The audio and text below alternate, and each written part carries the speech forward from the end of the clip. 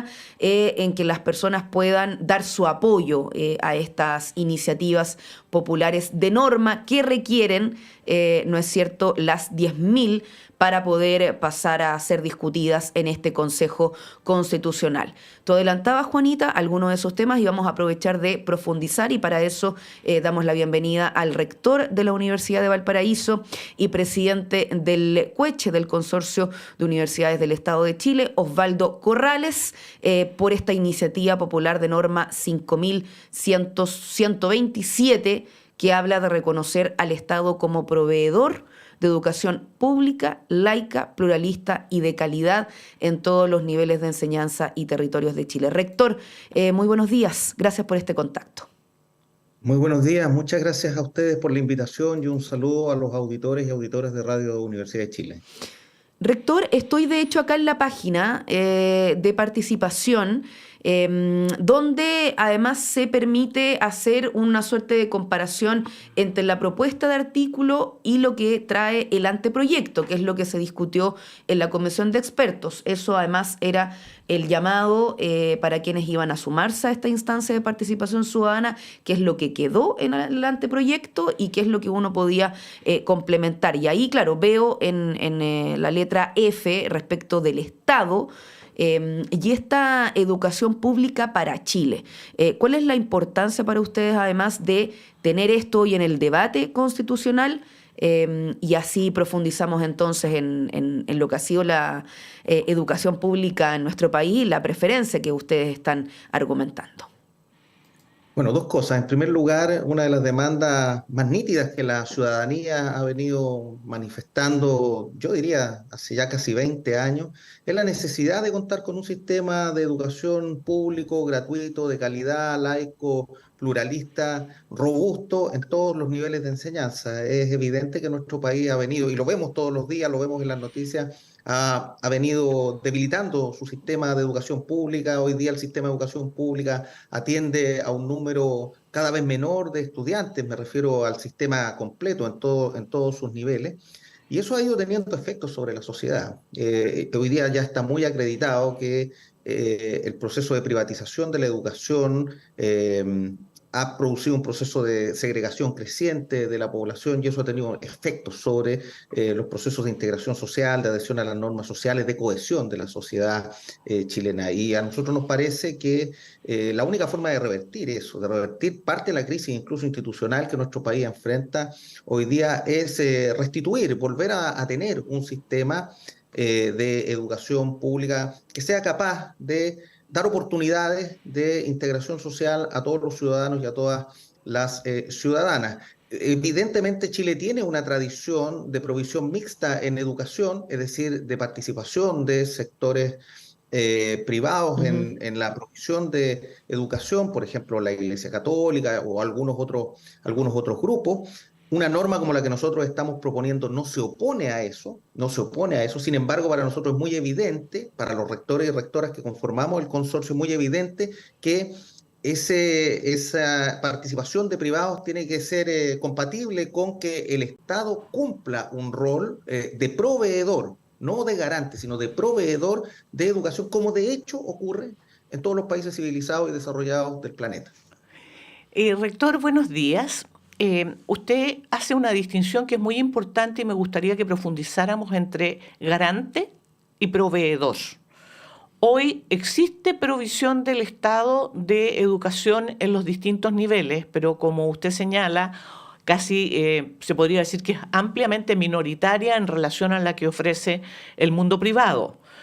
Y algunos dicen que eso se fue produciendo justamente por un tema de calidad y que tiene que ver con la opción de los padres, el que prefieren, ¿no es cierto?, la educación privada porque la calidad de la educación pública que se ofrece no es buena. ¿Qué cosas tendrían que cambiar, según ustedes, en esta propuesta para garantizar acceso a una educación pública de calidad, a una educación pública que sea universal, gratuita y laica, que haga que la gente quiera estar en esa educación pública? Es una pregunta muy pertinente y se la agradezco, porque en primer lugar, efectivamente esa argumentación existe, ¿no es verdad? Aquí lo que se ha promovido es la libertad. Esto es lo que se nos dice habitualmente. Y entonces en el uso de su libertad, los padres y madres escogen matricular a sus hijos en establecimientos particulares o particular subvencionados porque son de mejor calidad que los públicos. En muchos casos puede tener obviamente un trasfondo de realidad. Sin embargo, la pregunta es cómo llegamos a eso. Para nadie será indiferente el proceso de municipalización, para nadie puede ser indiferente que durante muchos años, todavía ahora, en la educación de un joven que estudia en un colegio público, en una escuela pública, se invierte un tercio o a veces un cuarto de lo que se invierte en la educación de un joven que estudia en un colegio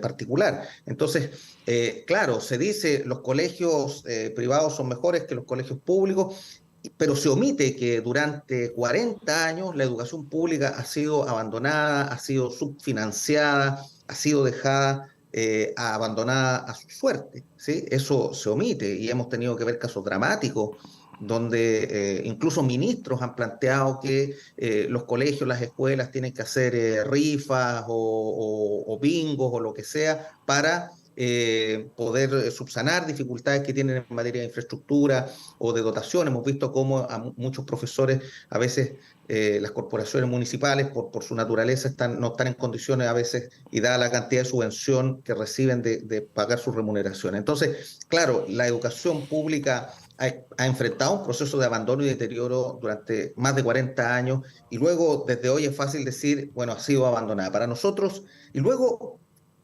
perdón, eso ha tenido efectos sobre la sociedad, eso ha tenido efectos evidentes sobre un proceso de segmentación,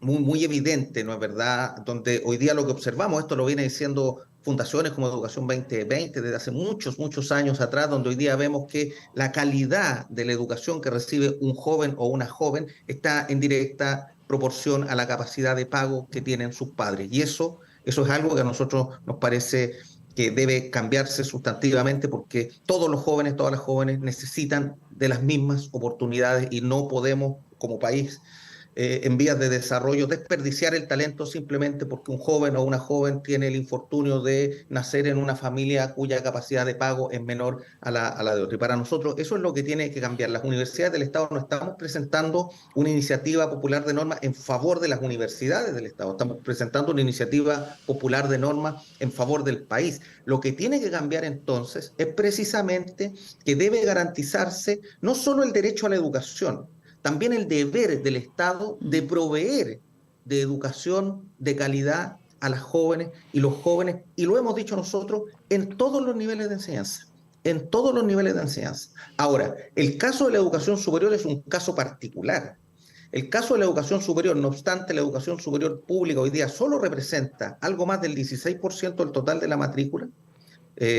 Sin embargo, es distinto porque las universidades públicas en general están todavía entre las mejores universidades del país. A mí me parece que uno de los casos más significativos es el de la propia Universidad de Chile, que sigue siendo la universidad líder en nuestro país y es una universidad pública. En el caso de la educación superior, a pesar de que el Estado también ha incumplido en algunos casos bastante significativamente sus deberes, no obstante, las universidades han sido muy resilientes y han sido capaces de adaptarse a esa realidad y siguen siendo universidades líderes en el país. Cuando ustedes miran los rankings, hoy día evidentemente entre las 10 primeras siempre hay 4, 5, 6 universidades del Estado todavía y los jóvenes nos siguen prefiriendo. ¿Por qué ha crecido el sistema privado en ese caso? No por una discriminación de calidad. Ha crecido el sistema privado porque el propio Estado ha puesto limitaciones para que sus universidades puedan tener una oferta de matrícula más amplia y beneficiar a más jóvenes con la posibilidad de estudiar en ella. Un último dato, las universidades hoy día podemos crecer en nuestra matrícula, las del Estado, anualmente, interanualmente, solo entre un 2,4 y un 2,7% del total de nuestra matrícula de primer año, y eso evidentemente es insuficiente para las necesidades del país.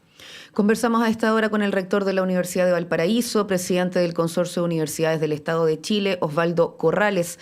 Rector, bueno, en el anteproyecto lo que menciona es que el Estado deberá crear, sostener y coordinar una red nacional de establecimientos educacionales pluralistas en todos los niveles de enseñanza.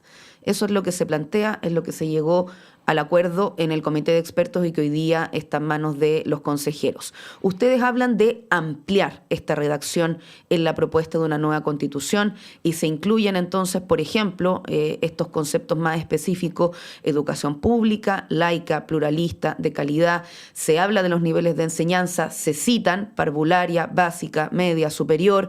También libertad de pensamiento, de expresión, tolerancia, respeto, valoración y el fomento del mérito, inclusión, entre otras, además de lo que usted mencionaba de garantizar la calidad y el financiamiento de sus establecimientos educacionales. ¿Por qué es importante que esto esté así redactado, que es lo que ustedes proponen, con todos estos conceptos incluidos, pensando en lo que sería una nueva constitución para Chile? Fíjese que nosotros creemos que es importante ponerlo así, en primer lugar, porque respecto a estos derechos es necesario ser sumamente explícito. Y a nosotros, el derecho a la educación es un derecho humano. Así está consagrado por distintos tratados y así está y así está establecido, ¿no? ¿Verdad? En el derecho internacional comparado. Es un derecho social y humano. No, no estamos hablando de un derecho menor. Es el derecho que de alguna manera le garantiza a las sociedades el desarrollo futuro y a las personas también la posibilidad de incluirse y de desarrollar exitosamente sus proyectos de vida. Entre otros, la educación no solo es el motor del desarrollo de los países, también es un motor de promoción social para las personas. Y respecto de eso, nosotros entendíamos que había un consenso en el país. Se supone que, o se suponía que los distintos grupos políticos habían llegado en este nuevo proceso constitucional al consenso transversal de que Chile debía dejar de ser un Estado subsidiario y pasar a ser un Estado social de derechos, ¿sí? Un Estado social de derechos.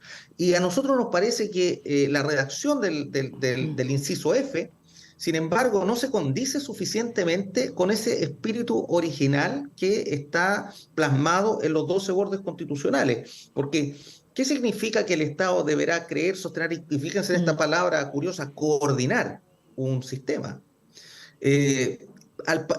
Hay una ambigüedad en los términos que se ocupan, hay una cierta borrosidad en los adjetivos que ahí están reflejados, que por ejemplo podría sostener la situación tal como está hoy día, porque hoy día el Estado efectivamente de algún modo sostiene, ciertamente coordina, es decir, coordina y mira de lejos lo que ocurre, lo mira con cierta indiferencia, fiscaliza, por supuesto, fiscaliza de conformidad con sus capacidades, es decir, poco, ¿sí? Lo que ocurre tanto en la educación media como en la básica, como en la parvularia y en la superior, y así estamos viendo distintas demandas, y de ninguna manera en esa redacción queda clara que el Estado tiene un deber de, sin embargo, proveer de educación, es decir, de establecer un sistema de educación pública en todos los niveles. ¿Y por qué en todos los niveles? ¿Por qué en el nivel de educación superior, por ejemplo? El nivel de educación superior está compuesto, quiero recordarle a los auditores y auditoras,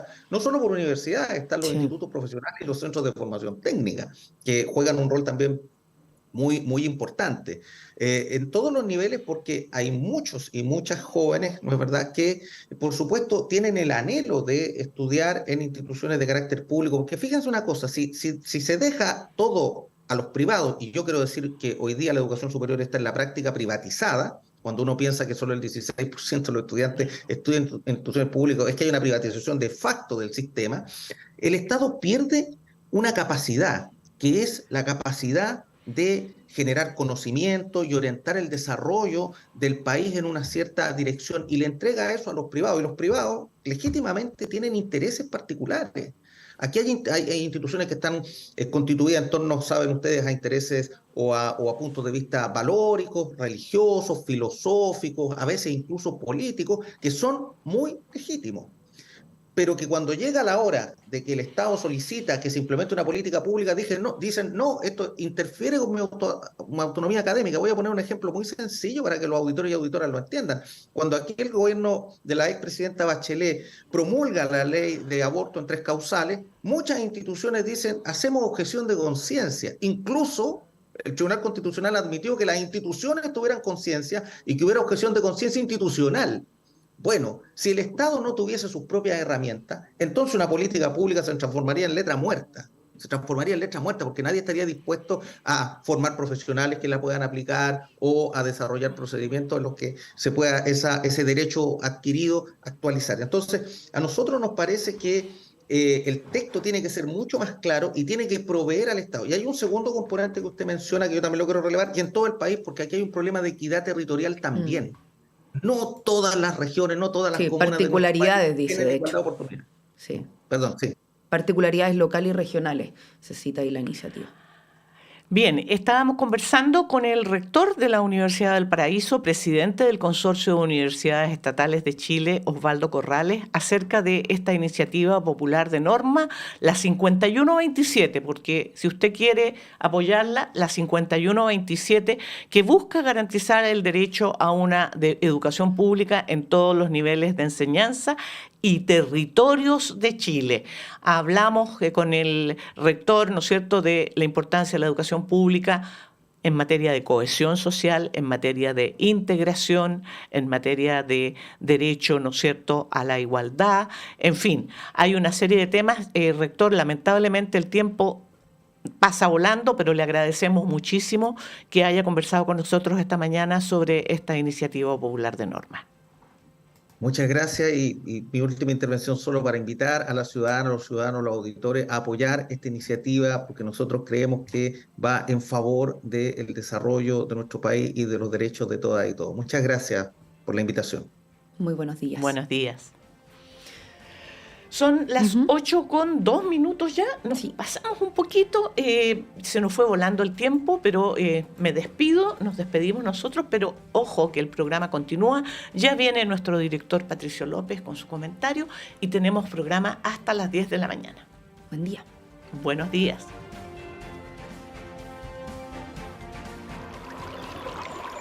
Aguas Trayén o Cascada en Mapudungún es la mejor agua purificada con tecnología de última generación. Para más información, visite su página web www.aguastrayen.com.